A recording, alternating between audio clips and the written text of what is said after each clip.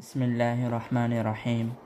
وعن عائشة رضي الله تعالى عنها قالت كان رسول الله صلى الله عليه وسلم إذا دخل العشر شد ميزره وأحيا ليله وأيقظ أهله. رواہ البخاری و مسلم۔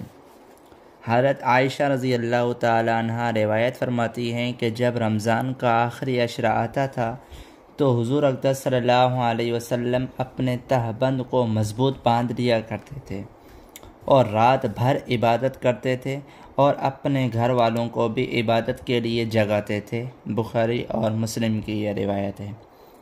ایک حدیث میں ہے کہ رسول اللہ صلی اللہ علیہ وسلم رمضان کے آخری 10 دنوں کے اندر جتنی محنت سے عبادت کرتے تھے اس کے علاوہ دوسرے ایام میں اتنی محنت نہ کرتے تھے۔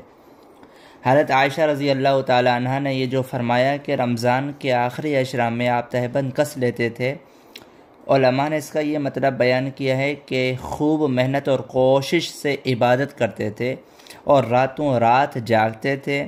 یہ ایسا ہی ہے جیسے اردو کے محاورے میں محنت کا کام بتانے کے لیے بولا جاتا ہے کہ خوب کمر کس لو۔ حدیث کے آخر میں جو ایقظ اہلہ فرمایا، اس کا مطلب یہ ہے کہ رمضان کے اخیر عشرہ میں حضور اقدس صلی اللہ علیہ وسلم خود بھی بہت محنت اور کوشش سے عبادت کرتے تھے اور گھر والوں کو بھی اس مقصد کے لیے جگاتے تھے۔ بات یہ ہے کہ جسے آخرت کا خیال ہو، موت کے بعد کے حالات کا یقین ہو، اجر و ثواب کے لینے کا لالچ ہو، وہ کیوں نہ محنت اور کوشش سے عبادت میں لگے گا۔ پھر جو اپنے لیے پسند کرے وہی اپنے اہل و عیال کے لیے بھی پسند کرنا چاہیے۔ حضور اقدس صلی اللہ علیہ وسلم عام راتوں میں نمازوں کے اندر اتنا قیام فرماتے تھے کہ قدم مبارک سوج جاتے تھے۔ پھر رمضان کے اندر خصوصاً اخیر عشرہ میں تو اور زیادہ عبادت بڑھا دیتے تھے، کیونکہ یہ مہینہ اور خاص کر اخیر عشرہ آخرت کی کمائی کا خاص موقع ہے۔ آپ کی کوشش ہوتی تھی کہ گھر والے بھی عبادت میں لگے رہیں، لہٰذا اخیر عشرہ کی راتوں میں ان کو بھی جگاتے تھے۔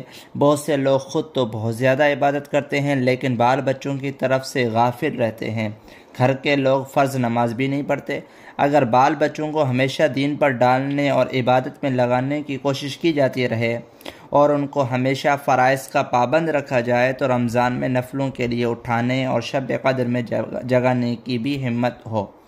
جب بال بچوں کا ذہن دینی نہیں بنایا تو ان کے سامنے شب بیداری کی بات کرتے ہوئے ڈرتے ہیں۔ اللہ تعالیٰ سب کو اپنی محبت عطا فرمائے اور عبادت کی لگن اور ذکر کے ذوق سے نوازے۔ وآخر دعوانا الحمدللہ رب العالمین۔